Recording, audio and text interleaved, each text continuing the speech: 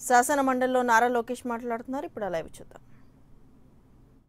రాష్ట్రాన్ని ఎలక్ట్రానిక్స్ పరికరాల తయారీ రంగానికి చిరునామాగా చేయాలని సంకల్పించి 2014 మొదటి పార్లమెంట్ సెషన్లోనే కాకినాడ కేంద్రంలో హార్డ్వేర్ పార్క్గా ఏర్పాటు చేస్తామని కేంద్రం సిద్ధంగా ఉన్నదని, దానికి రాష్ట్ర ప్రభుత్వాన్ని భూమి కేటాయించి కేంద్రానికి పంపమని కోరింది. తర్వాత పల్లె రఘునాథ్ రెడ్డి గారు జిల్లా పర్యటన సందర్భంలో కానీ హౌస్లో కానీ అడిగిన సందర్భంలో స్థలాన్ని మేము కేటాయిస్తున్నాం, ప్రాసెస్లో ఉందని వారు తెలియజేయడం జరిగింది.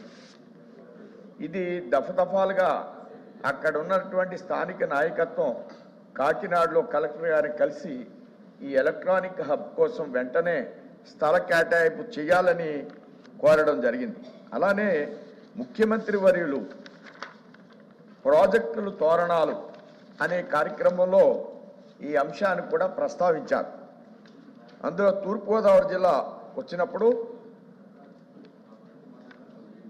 తూర్పుగోదావరి జిల్లాలో వారు ఈ యొక్క ఎలక్ట్రానిక్ హబ్ని కాకినాడలో ఏర్పాటు చేస్తామని వారు ఇచ్చినటువంటి జిల్లా మ్యాప్లో చాలా స్పష్టంగా వారు మెన్షన్ చేయడం జరిగింది.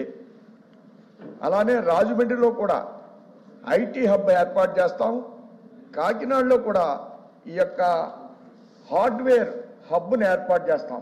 ఈ రెండు అంశాలని సీఎం గారు ప్రాజెక్టు తోరణాలు అనేటువంటి దాంట్లో వారు ప్రస్తావించడం జరిగింది. అధ్యక్ష, ఇప్పటికైనా ఇది డిస్కషన్ కాదు, ఇది డీసెంట్రలైజేషన్ ఆఫ్ ది డెవలప్మెంట్లో రాష్ట్ర ముఖ్యమంత్రి గారు అన్ని జిల్లాలకి ఏ ప్రాజెక్టులు ఇస్తారు అనేటువంటి అంశాన్ని ప్రస్తావించిన సందర్భంలో Kakinada Rajahmundry hardware hub, IT hub రెండింటినీ కూడా వారు చేస్తానని హామీ ఇచ్చారు. కేంద్రం దీనికి సిద్ధంగా ఉంది కాబట్టి మంత్రివర్యులు దీని మీద తగు దృష్టి పెట్టి ఈ యొక్క కార్యక్రమాన్ని అన్ని జిల్లాల్లో ఐటీ హార్డ్వేర్కి ఎలా అయితే ప్రయత్నం చేస్తున్నారో ముఖ్యమంత్రి గారు ఇచ్చింది, కేంద్రం ప్రకటించింది, పల్లె రఘునాథ్ రెడ్డి గారు సభలో అనేకమైన సార్లు ప్రస్తావించారు.